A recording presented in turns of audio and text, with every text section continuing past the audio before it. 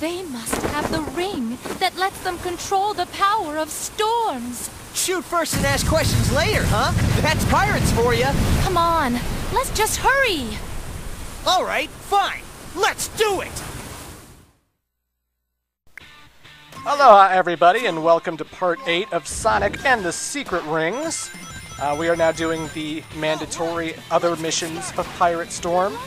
Fun fact, this is one of the few worlds in the game where you can actually get a secret ring here, and it's not optional, you know? In order to reach the later levels of Evil Foundry, Skeleton Dome, etc., you have to find the secret ring here, and you have to beat the boss that is part of Pirate Storm. So, totally not really optional. You will get this secret ring no matter what. It's part of the story, after all. Like, why are the ball spikes there, and why do I have to back up to hit these stupid swords? Ugh.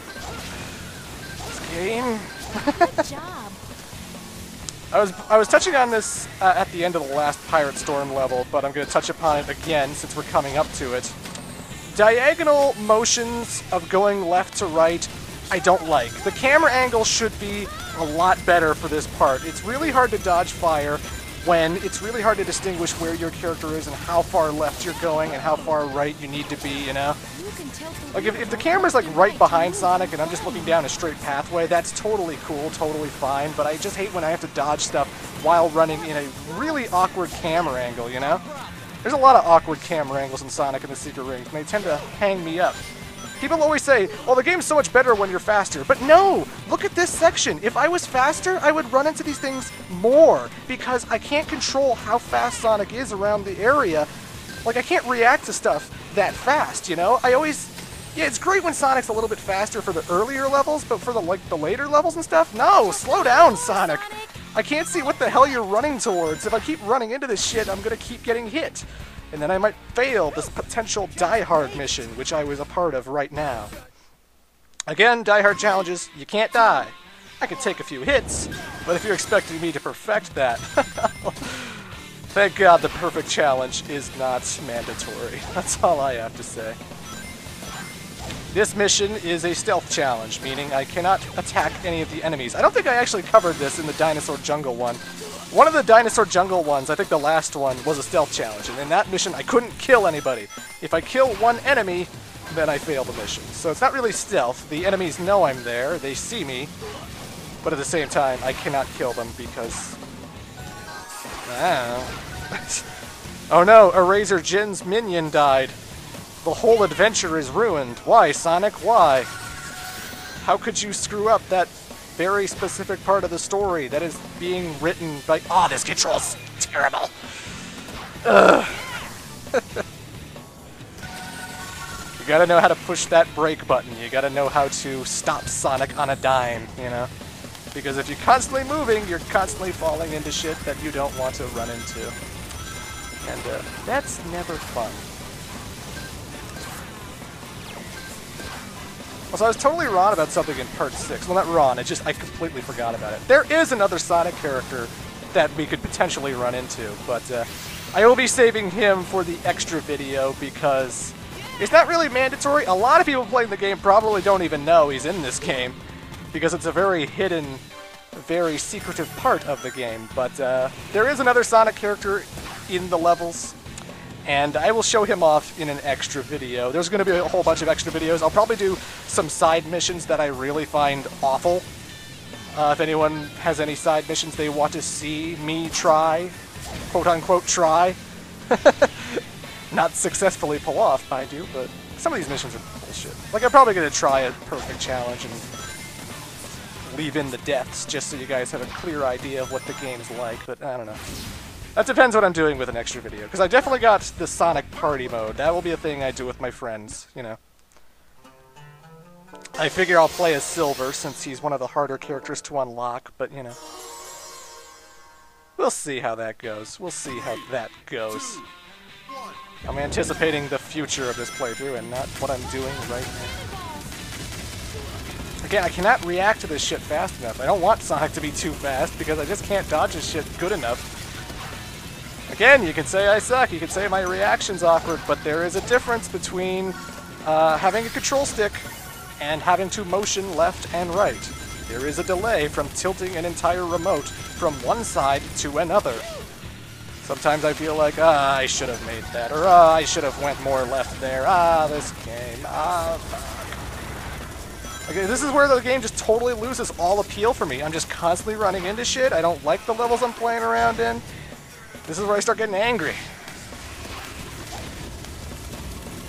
And it totally makes me forget about the previous good levels, you know? It totally makes me turn on them and go like, no, nothing about Secret Rings was good. Nothing!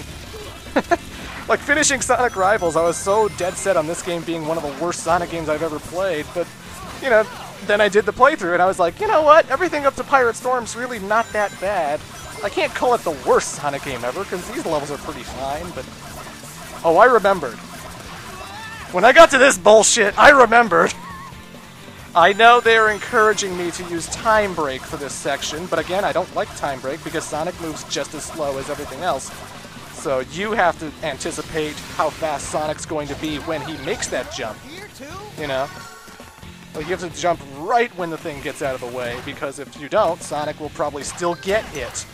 No matter how well timed it is, Sonic, you will always underestimate how slow Sonic will be in Time Break. I assure you. I don't like it.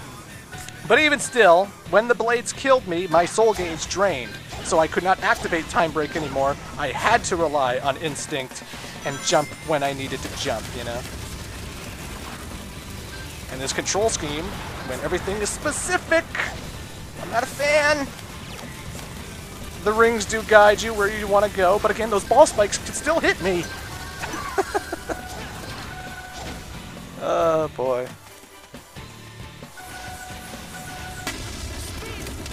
Speed break! Nah, it doesn't have the same ring to it. Someone said I should do it like the Chaos Control in Shadow the Hedgehog. It doesn't have the same ring to it. What do you want me to do? Speed break? Nah, you can't do it with speed break. Besides, I don't even know when I'm gonna do it. Chaos Control had a very distinct build-up. The camera swirled around Shadow, and I just knew because my meter maxed out and stuff, so I always knew when to anticipate it. Now that I'm watching footage I haven't played in like 7 days or so.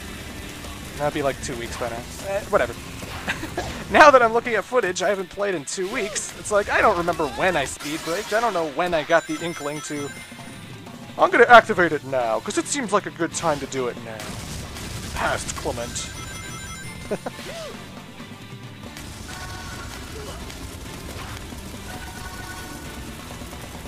Don't worry guys, I can't wait for Sonic Unleashed 2. I want to play that game myself. But I'm being chronological. It's going to be a long time. You don't realize how many games they released in this time period. You have no idea. You know the Sonic Riders Zero Gravity is going to be before Unleashed, right? And the Sega Superstars Tennis, and a Mario and Sonic, and a Sonic Rivals 2, and all that shit? This was all in like 2006 to 2008.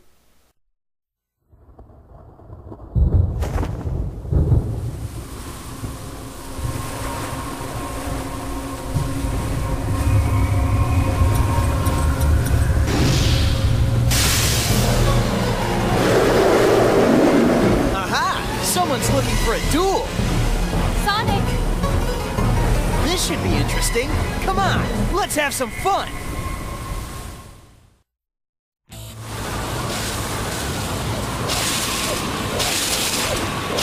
Settle down. I need that new ring of yours. Oh, now I don't know which one the pirate is. Alrighty, finally, a proper boss fight again. So, like the Sand Scorpion, I do enjoy this boss fight. I would recommend, when you go into this match, though, you definitely want to equip Sonic with speed up. Again, I'm playing mandatory levels. I have gone for missions to get secret rings, and not every player will, but generally I think you should have the speed up ability equipped by now, or at least you should have unlocked the speed up ability. It makes your acceleration a lot faster. You definitely want that because the faster you can reach and catch up to the boss, the easier it will be to lock onto one of his horns and to yank it off like a horrible dentist pulling out one of your teeth. You know, I had the worst dentist appointment of my whole entire life about 3 years ago. Before I had to put on braces, I had to yank 4 wisdom teeth out. Or not wisdom teeth, it was 4 teeth just to open them up for the braces. I hated it. But anyway, back to the boss fight. He has some pretty basic motions. You can tell which one of his arms are going to shoot a wave of energy at you. If he's moving the right one, move left. If he's moving the left one, move right. And if he's moving both, just jump over that shit. But you can always homing attack these horns. Speed up helps you catch up to them, and you can get a lot of distance if your homing attack's range is better. So if you have H attack, that helps a lot. Another thing I don't actually do in this boss fight is that you can actually use Speed Break to run into the boss and actually stun him. He will stop moving if you Speed Break into him, allowing you to homing attack him when he's staying still. So that's also another option for you. So that's pretty cool. I like that. But I didn't need to Speed Break since my acceleration was so high. You homing attack the horn, all you have to do is shake the Wiimote over and over and over again like you're furiously masturbating in order to rip off the horn and damage this guy. He will occasionally turn his electricity on after you start whipping that or rocking that horn off, and all you have to do is push the 2 button as soon as the electricity disappears because it's right before he's going to activate it. So electricity's gone, push 2. Oh good, he missed me and he didn't damage me. And then you just go catch up to him again. Homing attack his horn and shake, shake, shake what your mama gave you. Because of the motion controls. You know.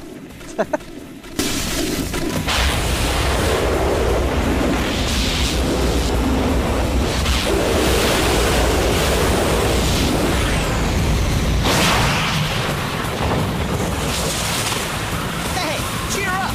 The horns will grow back. Eventually. Oh, Sonic, you're a horrible, horrible person. Then again, that pirate, squid, electro thing, I don't even know what the hell you call it. It deserved it. It totally deserved it. I like that boss fight, though. That was a fun part of the game. I enjoyed that. That's another of the 7 rings. The water blue ring. I can't even touch the ring. Looks like I'm the only one that can touch them. I bet you it's because I'm not from this world. Does that mean these rings aren't from this world either? Sonic. This has to be the ring that Sinbad was telling us about before. Now, let's go back and defeat that, whatchamacallit? The Ifrit, the great spirit of fire. There's smoke coming from the castle. It looks like the Ifrit's power to burn the world away is getting stronger. Okay, I'm ready. I hope you're ready for this, Genie. And so we got the Water World Ring. Fantastic. Make Believe's reborn! So now that we have the Water Ring, we can now go to the Die Hard challenge of Evil Foundry, which will take us to the Ifrit boss fight, and it shall be glorious.